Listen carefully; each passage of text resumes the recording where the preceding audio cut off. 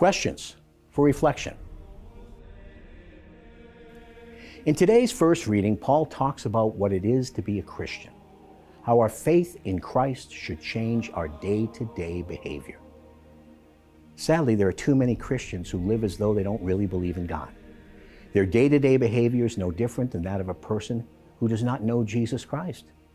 They may even go to Mass, but all week they engage in the kinds of behavior Paul is warning us about. The consequences for this kind of lifestyle are grave.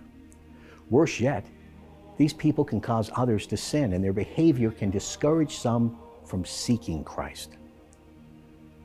Before they were called Christians in Antioch, and this is in Acts 11:26, the followers of Jesus Christ were referred to as the Way.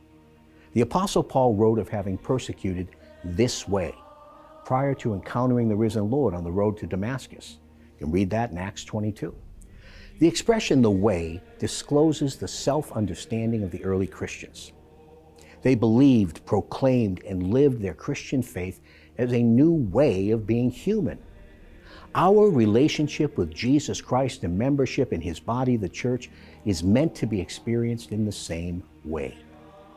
It's important then that we also recognize that we are being watched by others, that our behavior is a reflection of the sincerity of our sincere belief.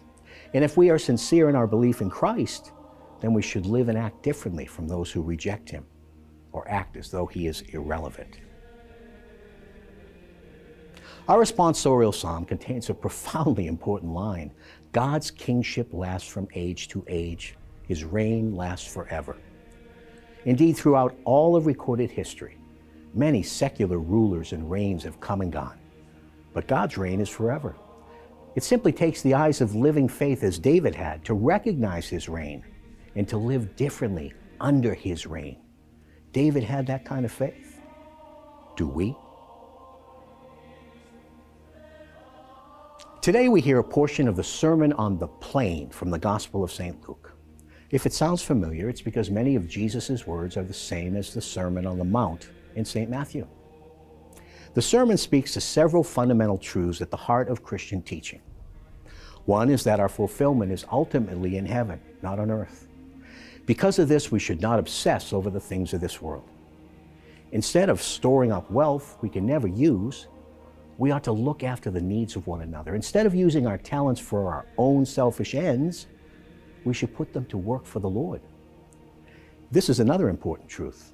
When we do this, we begin to bring that kingdom, which is to come, into this world and become a sign and instrument of the kingdom. We also experience genuine happiness. In fact, the word translated blessed can be translated happy. Jesus and His apostles epitomized this, living day to day, working as they went and sharing the gospel no matter what they faced. Now, for most of us, that means sharing the gospel in our words and in our deeds, and using the talents we have to serve as ambassadors for Christ right where we are at. And if our service to God renders us less affluent in this world's riches, so what? God's generosity toward those who love Him is endless and everlasting. Pope St. Leo the Great once wrote of Jesus, and I quote, "He took the nature of a servant without stain of sin, enlarging our humanity without diminishing His divinity. He emptied Himself. Though invisible, He made Himself visible. Though Creator and Lord of all things, He chose to be one of us mortal men. Yet this was the condescension of compassion, not the loss of omnipotence. So He, who in the nature of God had created man, became in the nature of a servant, man Himself." God became the least of these. Will we do the same? It's the path to true happiness. And there's a call to happiness planted within every single human person as a seed. Beatitude, or happiness, finds its perfect expression in the teaching of Jesus Christ, in the Sermon on the Mount and the Sermon on the Plain. It was lived and demonstrated in His sacred humanity, which is a model for all human beings. It's meant to be replicated in the life of each man and woman who is baptized into His church and learns to live in beatitude, beginning now.